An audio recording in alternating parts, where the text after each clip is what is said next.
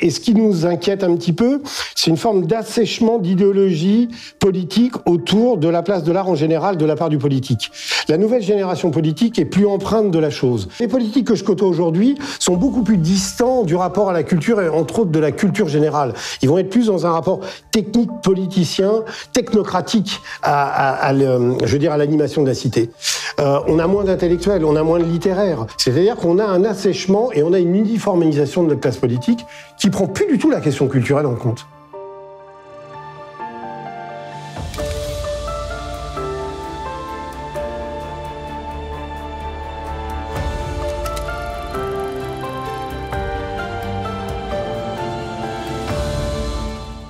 Bonjour et bienvenue dans l'émission Parole à l'œuvre. J'ai le plaisir d'accueillir aujourd'hui le directeur de l'Hectare, scène conventionnée et pôle régional pour les arts de la marionnette et le théâtre d'objets à Vendôme, dans le Loir-et-Cher, et en même temps, président du syndicat national des scènes publiques. Bonjour Frédéric Morin. Bonjour. Merci d'être sur ce plateau. Alors, ma première question ne portera pas sur le CNSP, sur le syndicat national des scènes publiques, mais sur votre mission en tant que directeur de l'Hectare.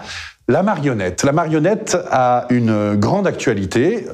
En novembre dernier a été créé un label, le 13e dans le secteur de la création artistique, label Centre national de la marionnette. Jusqu'à présent, pendant ces dernières années, il y avait 7 centres nationaux de la marionnette en préparation. C'était véridique, ça a été même demandé par le ministère. Absolument. On vous demandait de le mettre pour montrer que c'était en cours, mais voilà, là c'est fini, vous n'êtes plus en préparation, vous êtes préparé.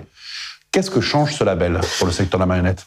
Ce qui change, d'abord, c'est une immense reconnaissance. C'est une immense reconnaissance de champ disciplinaire à part entière, qui est un champ disciplinaire qui est, je le qualifie toujours de cette façon, qui est issu des arts populaires, comme le cirque, comme la chanson française ou le jazz, à la différence de d'autres arts qui sont issus plus académisés depuis plus longtemps. Donc c'est une grande reconnaissance. C'est l'aboutissement d'un travail très long de tout un ensemble d'acteurs de la filière marionnette et la création d'une filière à part entière. La première chose qu'on a obtenue à l'époque, c'est dans la LCAP, on a obtenu la création du métier de marionnettiste. Figurez-vous que le marionnettiste, c'est pas un métier. On était comédien, LCAP, c'est la loi CAP. Oui, la LCAP, la loi sur la création artistique et le patrimoine. Voilà. Donc ça, et c'est l'aboutissement de la création d'une filière. On a maintenant un DNSP, un diplôme national supérieur d'enseignement professionnel. Il faut tout décrypter.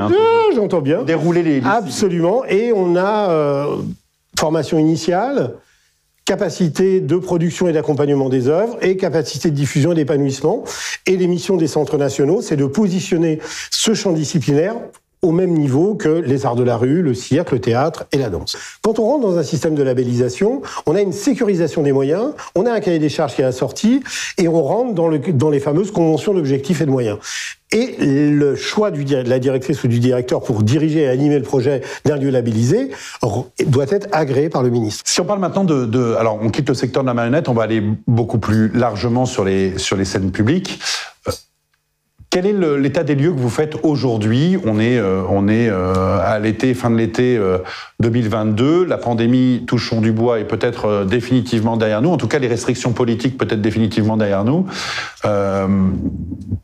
Comment vous voyez le secteur aujourd'hui des scènes publiques ? Est-ce que, par exemple, le phénomène des embouteillages est encore à constater ? Si oui, pour combien de temps ? Est-ce que le retour du public est bel et bien acquis, ou est-ce que c'est à prolonger ? Comment Saison 21-22, une saison un peu difficile, une saison de souffrance. Les fréquentations étaient en baisse quasiment généralisée.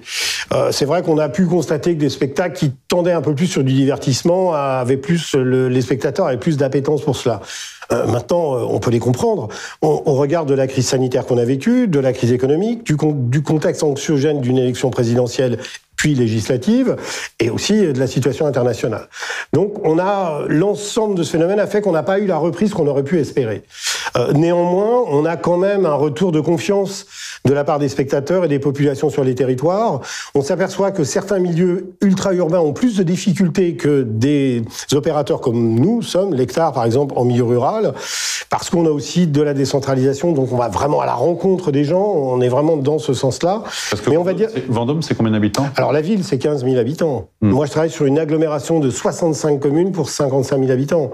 je mets 1 heure en auto pour aller d'un bout à l'autre de l'agglo. Donc on est vraiment dans un immense espace rural. C'est passionnant. Ce qui pose la même question pour l'avenue des Publics. Hein. Absolument. Vous mettez 1 heure, ça veut dire qu'eux mettent 1 heure aussi. Hein. Eux mettent 1 heure, ça leur coûte cher. Le gasoil à 2 €. L'éco-responsabilité générale, c'est le public qui a le bilan carbone le plus négatif dans nos pratiques professionnelles. Mais ça pose aussi la question de la mission qu'on a, nous, sur des territoires ruraux. Vous n'êtes pas sans savoir, souvenez-vous, c'est il n'y a pas si longtemps, il y a 3 mois, je crois. Hein. Le Front National et les partis extrêmes de droite ont fait un score très fort dans le milieu rural. Et on a une mission, nous, qu'on considère, au même titre que l'éducation, la santé, la sécurité publique, une mission émancipatrice au travers d'une politique culturelle installée sur des territoires.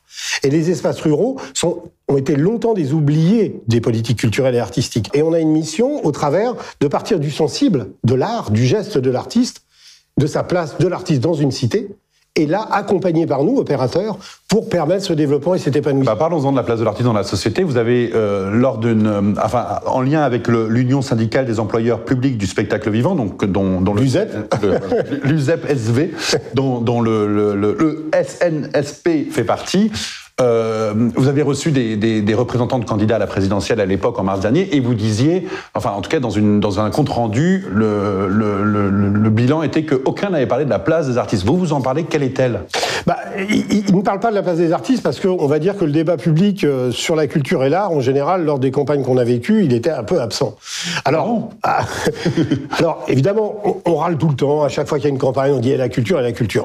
Néanmoins, cette fois-ci, il a été particulièrement absent. À la décharge de nos politiques, le contexte était violent.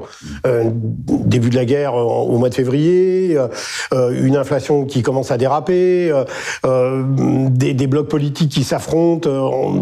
On peut l'entendre. Néanmoins, ce qui nous inquiète un petit peu, c'est une forme d'assèchement d'idéologie politique autour de la place de l'art en général de la part du politique. La nouvelle génération politique est plus empreinte de la chose. Pourquoi ? Parce que peut-être, je me trompe, je suis pas un sociologue, je suis pas un observateur fin de la vie politique, mais les politiques que je côtoie aujourd'hui sont beaucoup plus distants du rapport à la culture et entre autres de la culture générale. Ils vont être plus dans un rapport technique, politicien, technocratique à l'animation de la cité. On a moins d'intellectuels, on a moins de littéraires. Je me souviens d'une politique dont je partage pas forcément les idées, Nathalie Kosciusko-Morizet, qui expliquait qu'à l'Assemblée nationale, elle était la seule polytechnicienne, à l'époque où elle y était. 40 ans avant, ils étaient une quarantaine. Des scientifiques, c'est par ce prisme-là que je l'entends. C'est-à-dire qu'on a un assèchement et on a une uniformisation de notre classe politique qui prend plus du tout la question culturelle en compte.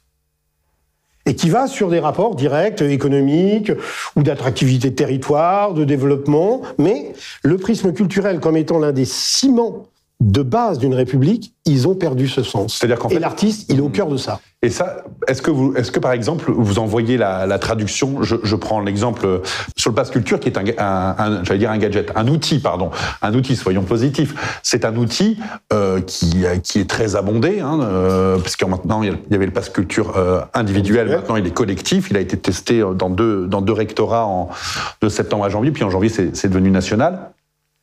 Et vous écrivez dans cette tribune, enfin vous coécrivez avec d'autres organisations professionnelles que c'est au détriment d'une politique de labellisation. Et vous parlez même d'anéantissement d'une tradition, d'une politique culturelle. Est-ce que ça participe pour vous de ce délitement un peu de la question culturelle ? Et si oui, pourquoi ? Et pourquoi vous opposez aussi, pourquoi opposer si frontalement le Pass Culture et ça, plusieurs questions, j'en ai bien conscience, mais le Pass Culture et la politique de labellisation. Le Pass Culture, on pourrait faire une formule toute faite, c'est une mauvaise réponse à une bonne question. Et en tout cas... Collectif comme individuel.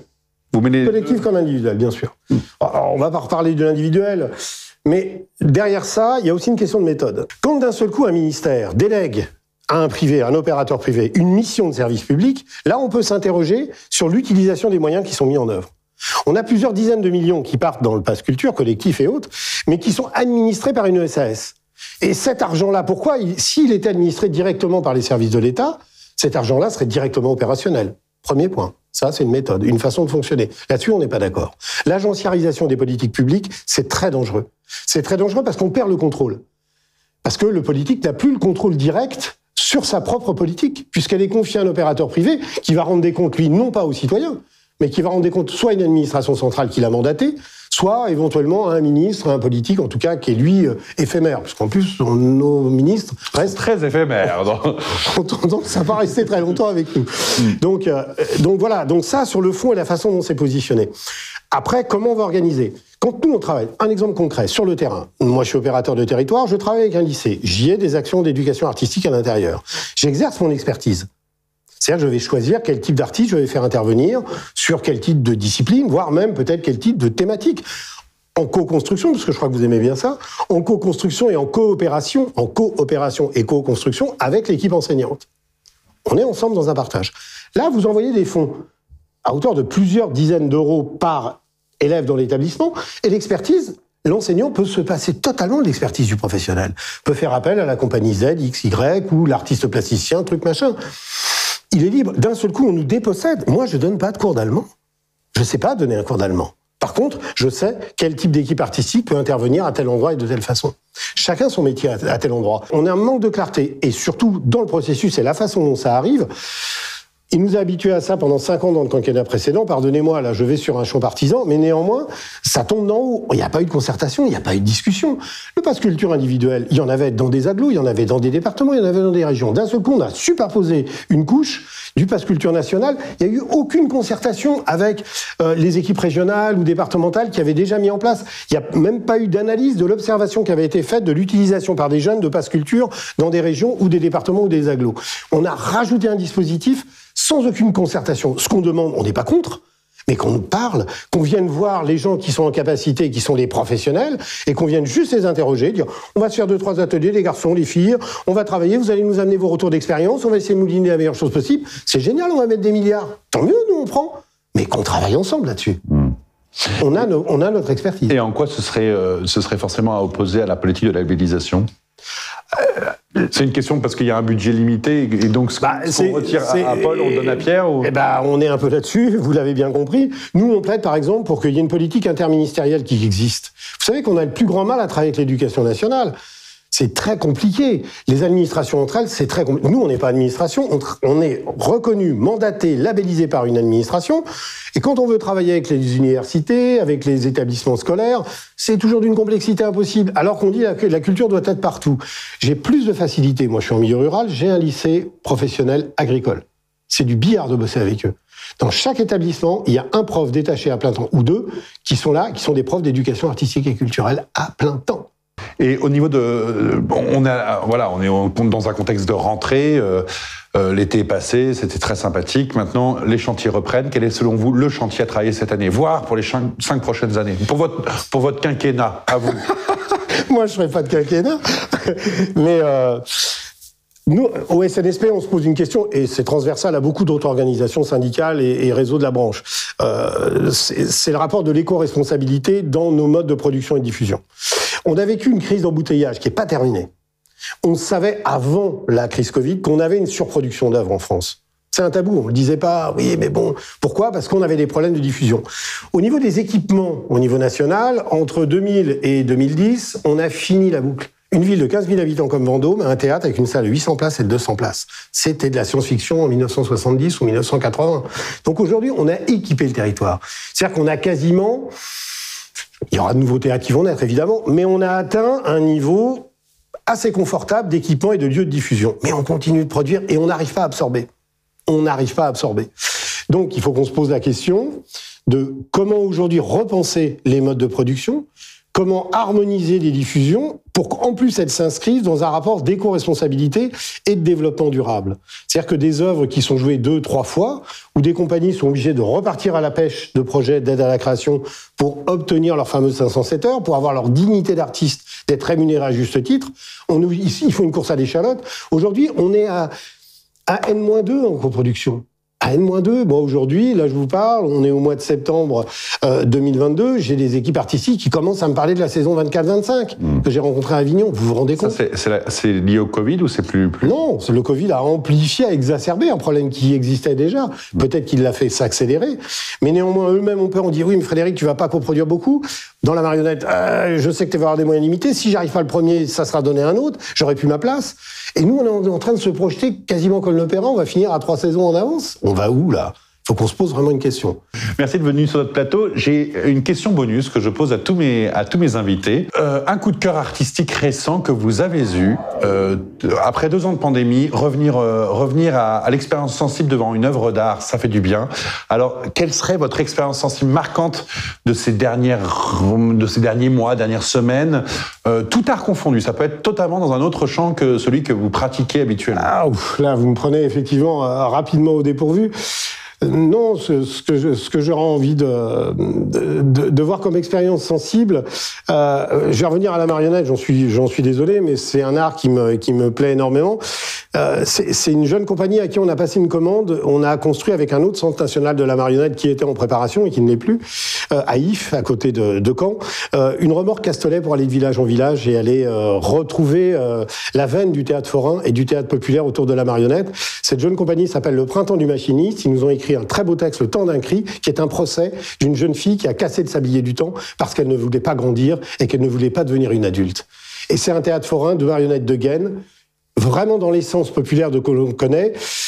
Et la première émotion que j'ai eue, c'est de voir, lors des premières représentations dans un petit village qui me tient à cœur à Saint-Agile, 80 personnes, des enfants de 2 ans jusqu'à des villageois lambda que je connais depuis longtemps, qui ont plus de 80 ans, et tout le monde émerveillé devant leur proposition, avec un texte magnifique, écrit par une jeune femme juriste qui écrit des plaidoiries pour les concours d'éloquence des avocats, donc très fondées, et qui pose des questions très justes sur l'enfance, sur l'avenir, sur l'environnement et sur le monde tel qu'il est construit aujourd'hui. C'est peut-être ça mon coup de cœur. Merci beaucoup, merci d'être venu sur ce plateau et puis merci à vous d'avoir suivi cette émission. N'hésitez pas à nous soutenir en vous abonnant à notre chaîne YouTube, en nous likant, en nous relayant sur les réseaux sociaux.